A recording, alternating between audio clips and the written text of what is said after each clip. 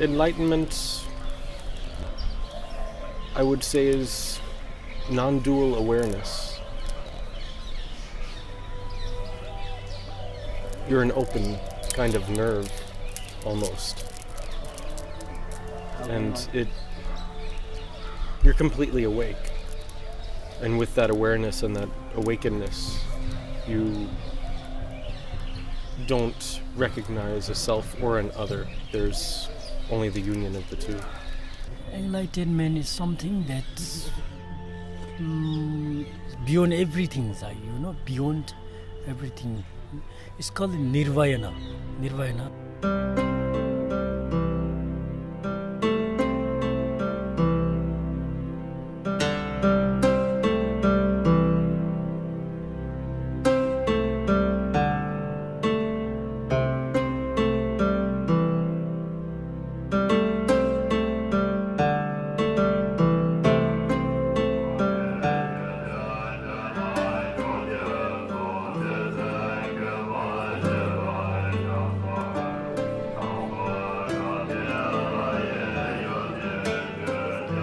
Today I came here to conduct Melam Pujas, regarding for world peace, This time in our Zansa Institute organized this world peace prayer every 2 years in this time, and so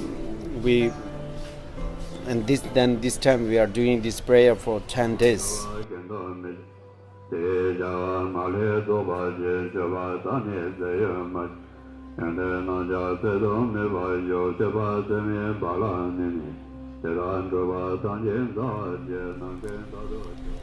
Buddhism for me is not just necessarily a philosophy, but a way of being,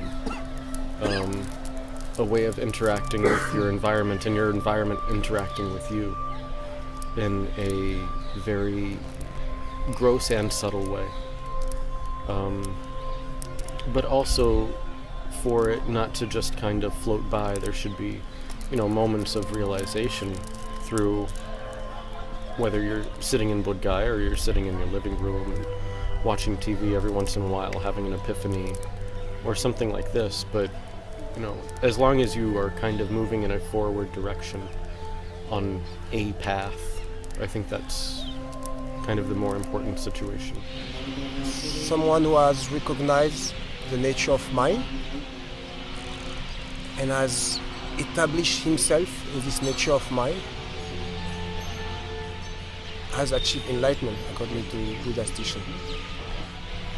So there is different practice according to school, different method, and different tools, you can say, no? Hindu have certain tools, Christian tools, Muslim tools, it's just tools. And enlightenment is the goal. You know that in Buddhism, Buddha is the hero. I can say hero. We Buddhists consider Buddha is a man of Buddhism. So he got enlightened from here in this place, and this is the one of the most important place for Buddhists. Like the Muslims want to go to Mecca, I think the Buddhists want to go to Bodh Gaya, and like maybe the Christians or the Jews want to go to Jerusalem, something like that.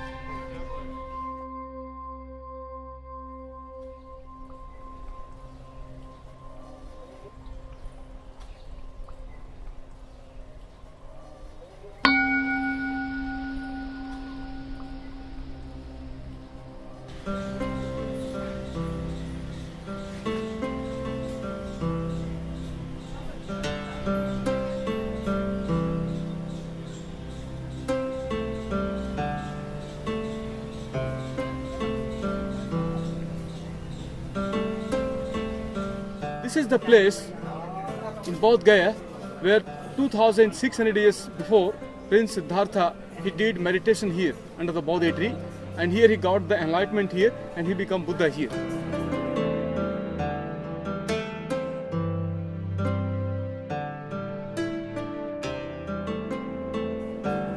but he was born in Nepal in the Lumbini forest, and his father, King Sudodana Maharaj, he was the king of Kapilavastu. The Buddha, being an ordinary individual, saw a problem with the world in his adolescence. Before that, he was kind of very sheltered, didn't know about any of the types of suffering until he went outside for the first time and experienced it.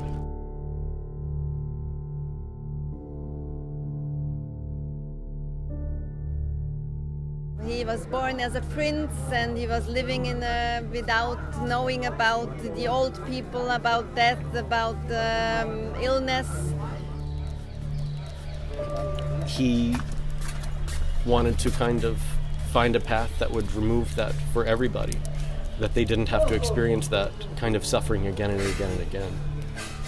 And he recognized the deep suffering that it was because he had been, maybe because he was so sheltered, and it was a huge shock value for him to see anybody elderly or sick or, dying or dead.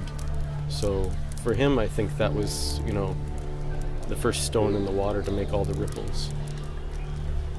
So since he's traveling from Nepal, Lumbini, Buddha birthplace took place, after the age of 29, he went to find truth. And he came around, he traveled all around the forest.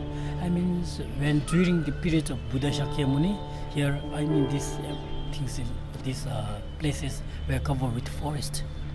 So he traveled and he sit down there, that Buddha tree, around 6 years, and he find the truth. And this truth is so-called, I think, maybe enlightened.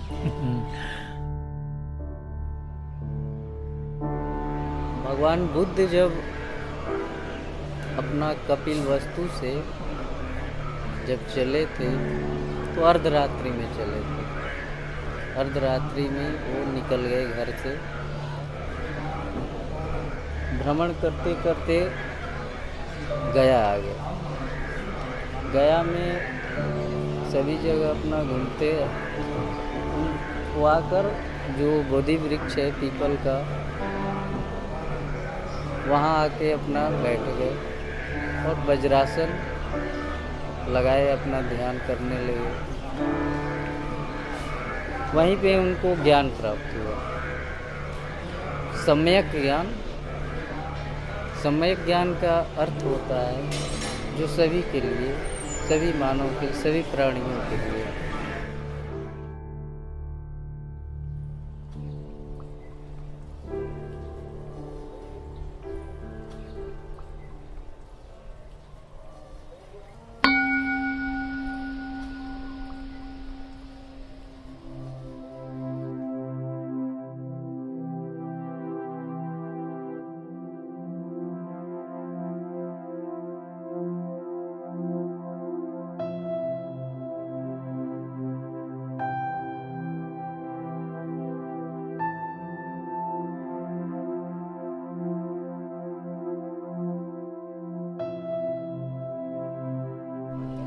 Sir, you see this big temple, sir? This temple name is Mahabodhi Temple.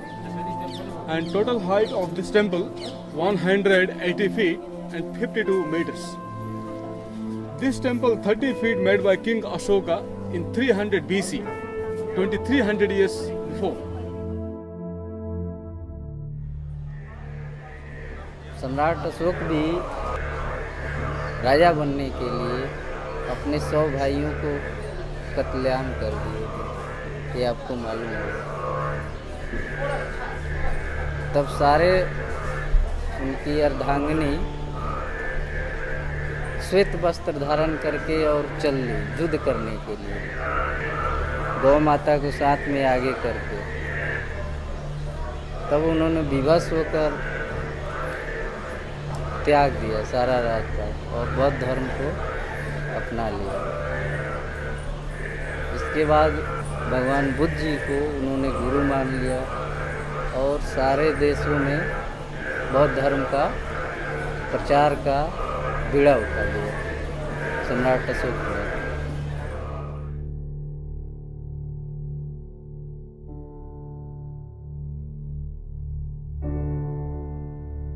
the 12th century, the Bhaktiar Khiriji came here.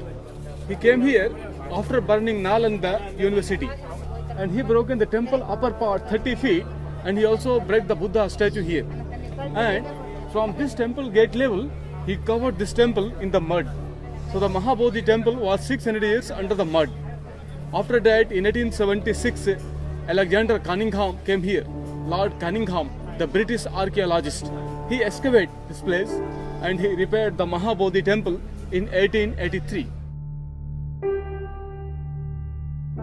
Destroy many times for just not really political reason. It's for just a narrow-minded reason. But this place is everything for Buddhism. Om Mani Padme Hum. Om Mani Padme Hum. Om Mani Padme Hum. Om Mani Padme Hum. Om Mani Padme Hum. Om Mani Padme Hum. Om Mani Padme Hum. Om Mani Padme Hum. Actually, my favorite place in the world, in this life, is the Bodh Gaya. I like most everything in the Bodh Gaya. Like Mahabodhi, the magical statue, Buddha statue is incomparable statue. No one you can find like this Buddha statue in this world. It's magical. Even if you just go inside, look at the hand, even if you don't have the faith, you just can feel something. The blessing, you can touch the blessing inside. Even if you, no matter what kind of believer you are, follower you are, you just come here, seated under the Buddha tree. The atmosphere is very different.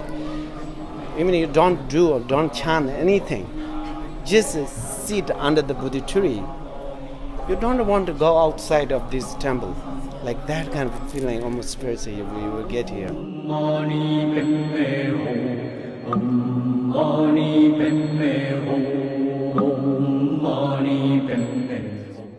Before Buddha and Buddha time, many philosophy, many ideas, many things teaching. But the Buddha teaches how to the complete happiness. So he shows many ways. Monks life is a real monk life is very difficult. If you want to become monk, you practicing many steps. He practiced quite hardly. He had to practice a lot. It was, even for himself, it has been a quite hard path and long path, even if he was already an exceptional being.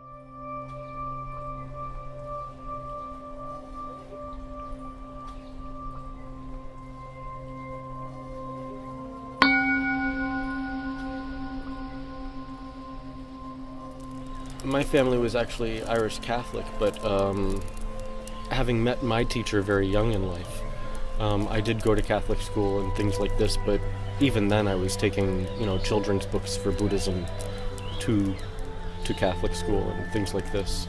So even from then on, it was quite well known that I was probably going to be a Buddhist rather than a Catholic.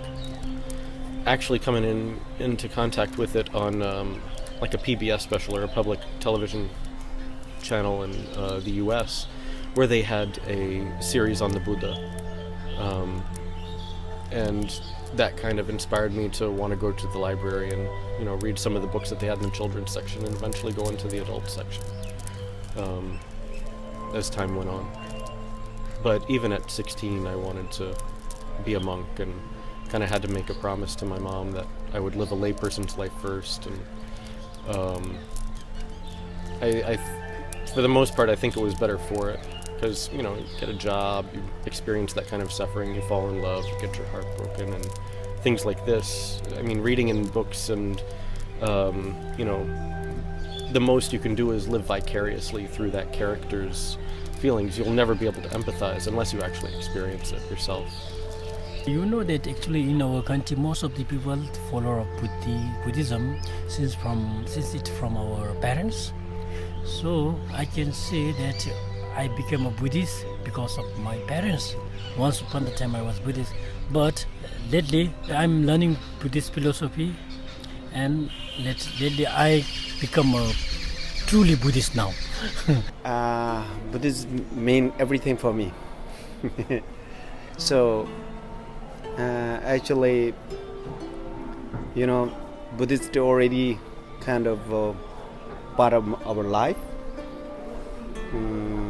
part of our goal, part of Buddhism already my path, my aim, but basically everything for me.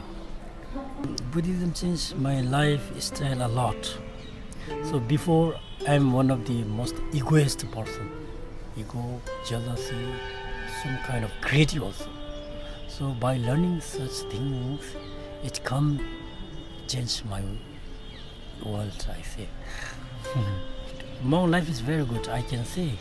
Why monk life is very good means that each and every person, each and every human being needs happiness. So yes, in monks we don't have any tension about our parents, I say, about our marriage, about our girlfriend, boyfriend. We don't have any tension about this. We are being as a monk is very free, happy-minded, open-minded mind. I see. If people study and practice Buddhism, they can learn how to meditate, and they can learn how to practice ethical discipline and morality and patience, and they can develop good qualities, and they can learn how to have loving kindness and compassion to each other, and they can learn how to be honest, and they can learn how to benefit beings and help other beings and not to harm. I think meditation will help actually in your many things. Not only help you mentally stable, but also it helps your health, physical health as well. And meditation also help you to basically to help you to maintain your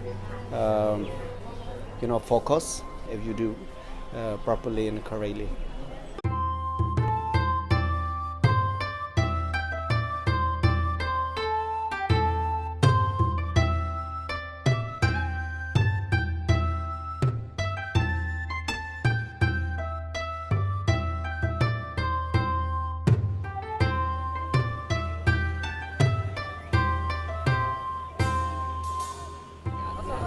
अभी तो कम से कम 3-4 हज़ार आदमी आ ही जाता है एक दिन में। ये इंडिया का सबसे बड़ा स्टैचू है। ये 80 फीट स्टैचू के नाम से फेमस है। द ग्रेट बुद्धा स्टैचू इसको बोलते हैं। किसने बनाया है स्टैचू? ये जापान गवर्नमेंट बनाया है। 18 नवंबर 1989 में दिस ओपनिंग एम दलाई लामा। ये यहाँ स्टैचू इसलिए बनाया गया हुआ है कि बौद्ध भगवान 80 वर्ष तक जिए थे, इसलिए इसका प्रतिमा 80 फीट का बनाया गया हुआ है। इंटरनेशनल पैलेस है ये, वर्ल्ड हेरिटेज में नाम आता है इनका। इसलिए शांति के प्रति बनाया गया हुआ है इसलिए। It's like any pilgrimage place, any tirtha, you call this Indian, no? In any tirtha you feel that thousand, million of people have come here.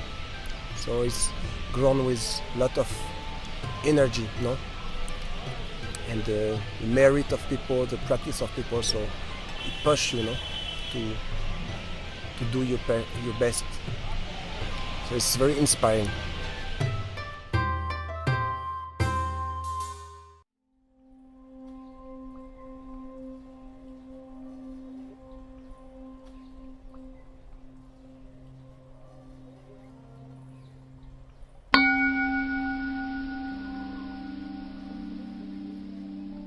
what do you think should be the role of Buddhism in today's chaotic world?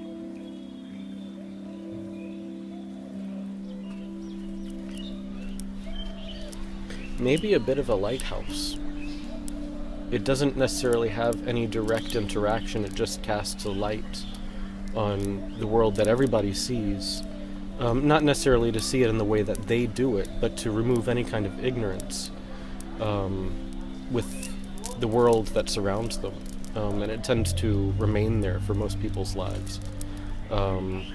Either through limited experience of never leaving a hometown or their own country, but just being awake and interacting with your environment, being very very open to it, not necessarily closing yourself off or avoiding even awkward or embarrassing situations. You see, the whole world seems chaotic.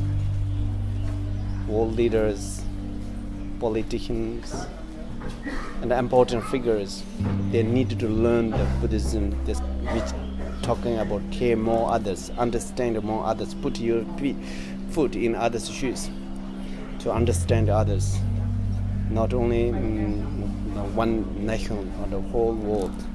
So then the Buddhist message, which said the main solution is insightful and compassion and loving kindness. I think this is that will help the poor, not only one particular place or one particular religions. It will help the whole, the whole world. In the Buddhism have many different traditions. So all how can the harmony can gathering here and chant together without even they don't care what the noisy others makes. Just focus on practice, wouldn't disturbing others, respect each other, fully respect each other. So this is the example whole world can live like together. It can take as a model in Bodh Gaya. The Bodh Gaya is the most or the holiest place in the world according to Buddhism, because Gautam Buddha just enlightened under this Bodhi tree behind this pagoda. So it's where he fully enlightened it. We believe this Buddha, not only this present Buddha, but the thousands of Buddhas will be enlightened at this place. And even in the Buddhism, believe that in the end of the world, but Bodh Gaya will remind it. So that's why we call the Vajra seat. So it's an indestructible place. Buddha ने ये नहीं कहा कि मेरा बौद्ध धर्म अपनाओ, चाहे कोई भी भगवान जिनकी दर्जा भगवान का मिला है, ये नहीं भगवान बोलते हैं कि आप मेरे धर्म को अपनाओ। मैं जो बताया हूँ या जो मैंने कर्म जैसा किया हूँ उस कर्म के पथ पर चलो। हर धर्म का निचोड़ यही है, किसी भी धर्म में, कोई भी धर्म में, सभी जीवों पर, चाहे वो वृक्ष ही क्यों नहीं हो, दया करना।